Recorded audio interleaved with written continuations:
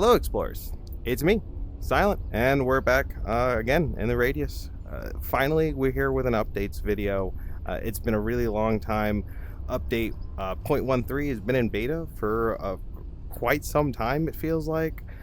However, that seems to be on par with what the developers want. They're happy with their updates and how fast they're coming out, the bug fixes that come out, and I will admit, although they don't happen as often as something as like Ghost of Tabor or Contractors, where those updates happen as frequently as I don't know, within a day or 2 days after a larger update.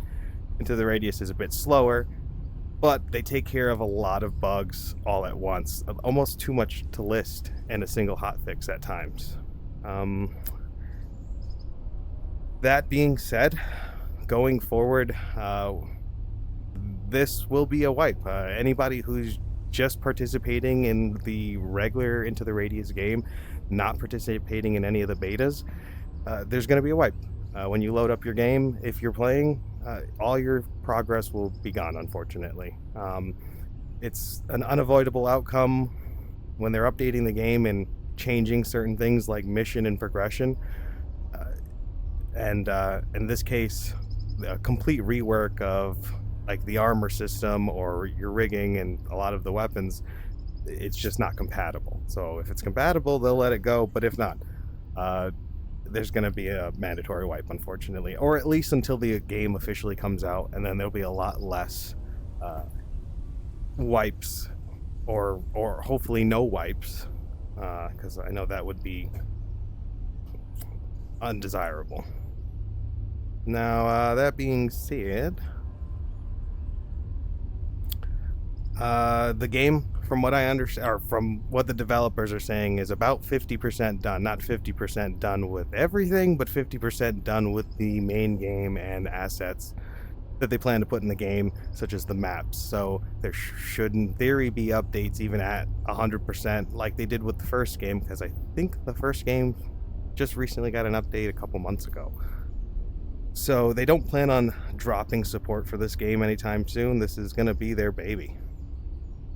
There's been a ton of optimization from 0.12. As far as optimization, the game just runs so much better, which is odd because they've added so much texture, so much more shrubbery. It feels like a better game, but it's much better optimized. So I'm having much less issues running it at higher graphic settings on a laptop at that. Now, a lot of the bug fixes also include a lot of co-op bug fixes. Obviously, single-player bug fixes, but co-op specifically, there's a ton of co-op fixes. So if you're having a specific issue playing in co-op, take a look at the official Discord. That's usually where they list all the information. That's where I get all of my information as far as the updates. I'm just putting it in a video for those who just really don't want to read a lot of the information that they put out there, because it is a lot to go through sometimes. Let's see, what else do we got? They've overhauled the player. Complete body overhaul with the way the player works, including an option to set it to similar to Into the Radius 1 style, if that's something you like. Like when looking down, you can kind of pivot your head left and right and look at your rig, the things that you have on you, which is again similar to Into the Radius 1, which is what I prefer to use. As well as like the proxy chat is something that they're putting, like proximity chat for co-op. So anybody who's playing co-op wants that like feel of getting away from each other and losing contact because you're no longer within proximity to chat.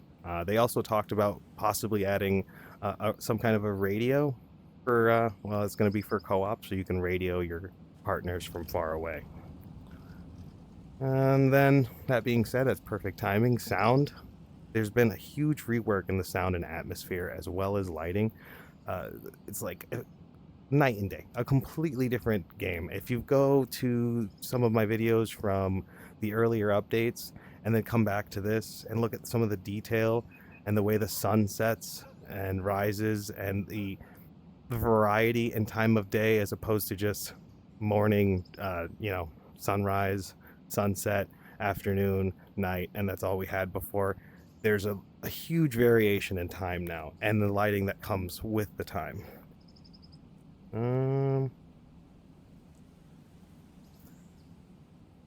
As far as more updates, let's talk about enemies, right? That's what a lot of us come to enjoy playing this game for, taking out those enemies. The AI for the fragment, or not fragments, the AI for the mimics has been overhauled quite a bit, and to, I think, a very enjoyable degree. They're not overpowered. They seem like they're thinking. They operate as their own individual entity, from what I understand, and communicate with each other the same way, kind of the same way me and you would communicate. But just because one mimic sees you doesn't mean they all see you. He has to alert the other mimics that he's seen you or spotted you, and you have the ability to flank them. They keep in mind your last location, where you might go, and that's all subject to change. That's not at the end of its development cycle either. So, but it's been really good so far. It's what I enjoy playing the game for a lot of the times is the interactions that I have with some of the mimics or enemy AI in general. Still on enemies, we've got fragments. That's a completely new enemy. It seems like something similar from anyone who's played Into the Radius 1. You'll recognize them, similar to the what were they called in Into the Radius 1 there? Well, you can comment that down below, because I can't remember in this very moment. But we do have 2 variations of them now. Oh, no, 3 variations. There's one where you can shoot to kill, another where you shoot, an orb appears, you shoot the orb to kill it officially, otherwise it'll respawn where that orb is eventually. And then there's another added one which explodes. So that adds a pretty fun aspect to CQB in case one of them get up in your face. There's also new versions of the creeper.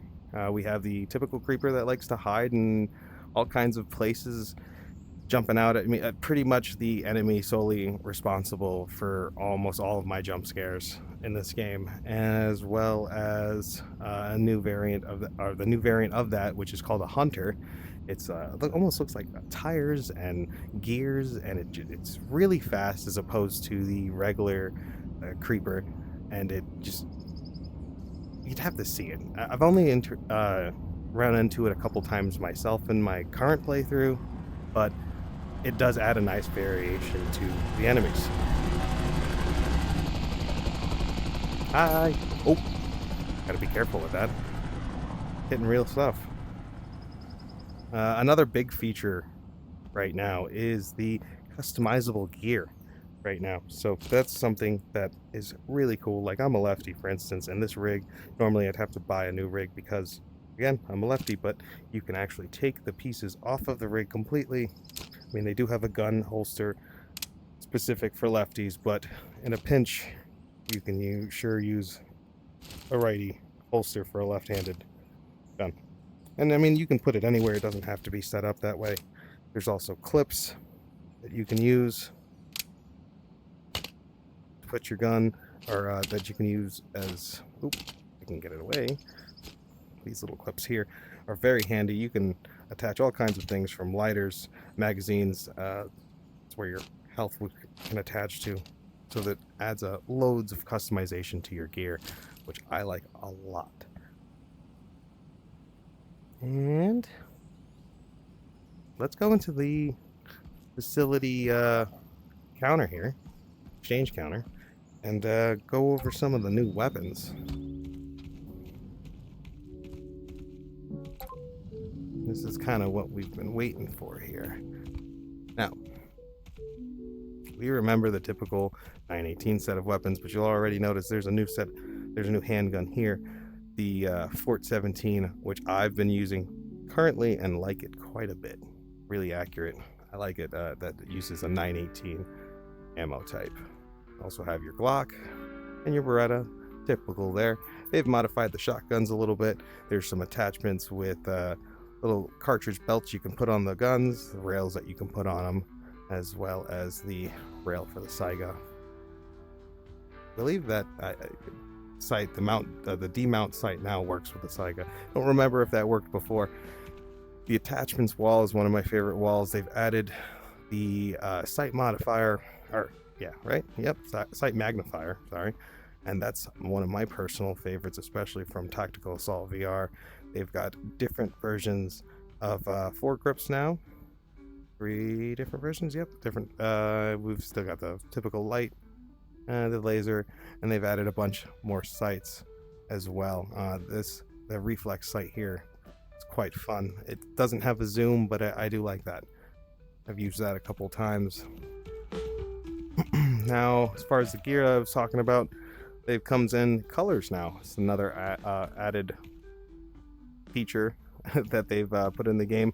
We've got 3 select colors. You can have camo, tan, or black. That's it. That's all you get. But all your gear does come, aside from helmets, does come in these 3 colors. So they do have the pre-built rigs here that you can use. But again, like I said, you can customize your rigs completely, including with a patch that I can't pick up quite yet because this is a new save. Now, we no longer just have the M4. They've also added the G36 and pretty much an G36 that's slightly upgraded with a bunch of attachments already on it.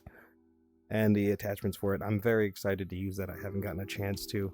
We also have the 545 AK-47s and the AK-74s and AK-74Us that we've had. The AKM, I believe, is new from 0.12. See, it's been so long, it's hard to remember exactly what they've added. But I'm pretty sure the AKM is a newer gun that they've added since 0.12. You know, the old school favorites, the VSS family there, as well as the unloved Groza. Now, these 2 rifles are new that they've added. We've got the SVD and the modified SVD. Okay. I haven't gotten a chance to use these, but I am super excited to try sniping in this. It'd be a new feature because we've been kind of limited with sight and scopes. Speaking of sight, there's also the addition of, can't remember the name there. A distortion area. There we go. A distortion area is something new that they've added, which is basically an area that you can't is toxic of some kind that you can't go through without dying unless you have a specific piece of gear, which is a headgear that they've added. That is also something quite new. That pretty much takes care of, I think, all the updates. I'm just gonna take a quick peek here. Yeah, that's pretty much. Oh, of course, how can I forget the final piece of information, the piece that they're showing the most, Ghost Town. I haven't gotten to experience much of Ghost Town yet. I just got there earlier today, so my next set of streams will be located in Ghost Town, hopefully, assuming we don't die and get sent all the way back. So Ghost Town, just from the little bit I've seen and from what everybody else has been saying, is a beautiful map. It's huge and very well optimized. So I can't say a ton about the map other than I do know it feels very well optimized just based on the moment walking into the map for the first time. There was dense amount of trees and no lag as opposed to the other maps like Forest. I'll encounter lag in Forest with not nearly as many trees in front of me, so I do look forward to getting a chance to play more over there in Ghost Town. That's going to wrap up our little video here. Thanks for watching. I appreciate anyone who's been watching, and if you like this content, be sure to like and subscribe on YouTube and follow on Twitch. And you can join us here in the Explorers on our weekly expeditions through the radius and whatever state the game happens to be in that week. So we'll see you guys in the next one. And because I don't know when you're watching, good morning, good afternoon, good evening, and good night. Goodbye.